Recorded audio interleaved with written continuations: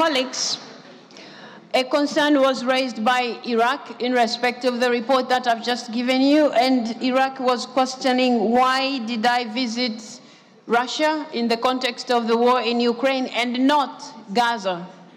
I would like to inform my colleague that you might note that in November last year, I visited Palestine and I visited Israel and I met the leaders.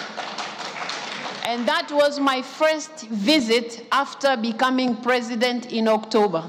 So it's not like I have ignored what is happening in the Middle East, what is happening in Lebanon, what is happening in Gaza, and what happened in Israel.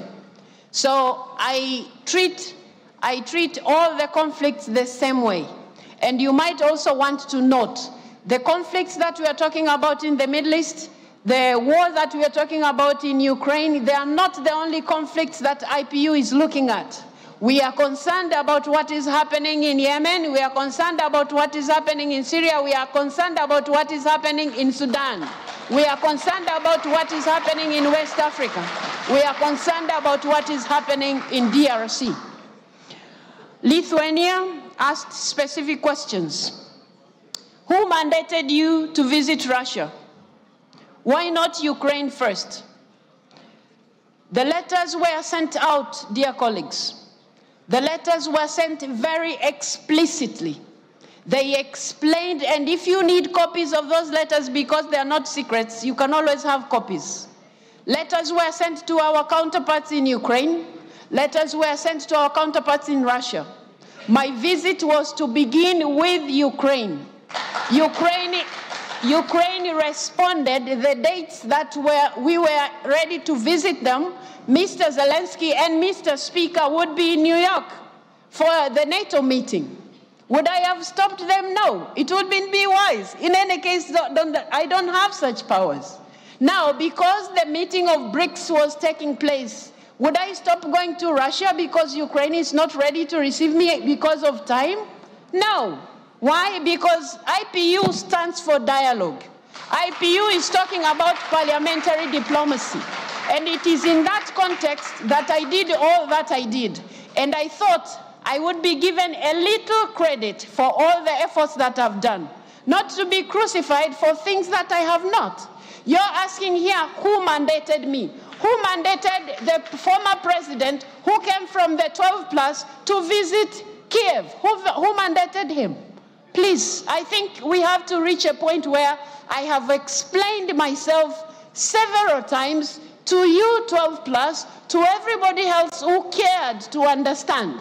If you have a feeling like I went to Russia without going to Ukraine first, I have told you several times, letters were sent out. I wouldn't turn out my visit to Russia because I'm unable to reach Ukraine. You didn't ask me similar questions when I visited Israel, did you?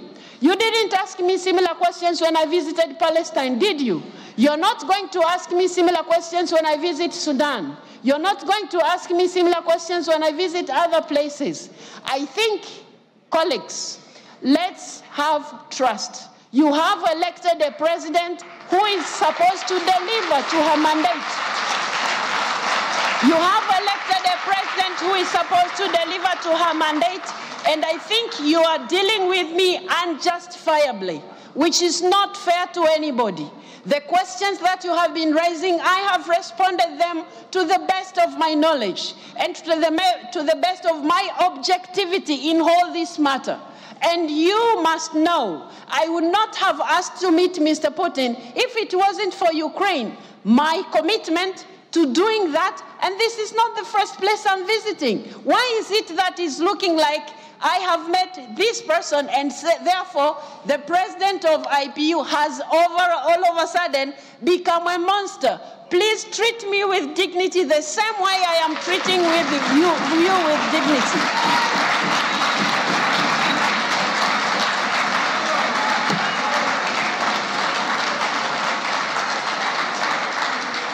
I will at all times advance parliamentary diplomacy. I will at all times give respect to the ideals of IPU, but I request you members to also accept I'm not God, I'm not an angel. I'm only human. I'm doing what is possible within my powers. The president of the task force has just informed you, and I have been repeating myself in this respect. I was requested by the task force to do what I did. What did I do wrong? I was supposed to sit back and tie my hands and say there's nothing we can do as IPU. That will not be doing justice to the women and children of Ukraine who are suffering. That wouldn't be fair to the mandate that you have given me. Give me a chance to lead this institution according to the ideals that we stand for. Not to crucify me just because I come from some country. Some of you maybe feel like we are still colonized in the mind. No. No, we are not. No, we are not. So please, let's respect each other. I'm doing the best that I can, and that is exactly what I'll do. That is my commitment to you. I will keep doing that. Thank you very much.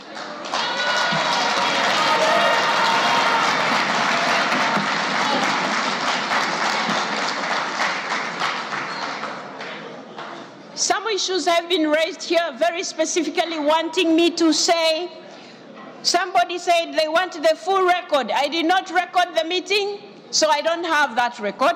Secondly, the resolutions were they have been shared several times, and I also mentioned them. Kidnapped children that are in Russia, that is an important issue to IPU. We have been working together with the task force, and we will keep working together to make sure children are returned to Ukraine. You have talked about written requests. I have responded to every request that comes to me. The good thing is when they come to me, they go to the Secretary General as well. There is no secret about this thing. If anybody wants more information, we have a whole file of all the communications. On the other hand, I have been asked here, Denmark asked me why I visited Russia while I haven't visited Ukraine. I have already expressed what actually happened. I believe, dear colleagues, this explanation puts at rest this matter so that you let me lead the institution you entrusted me to.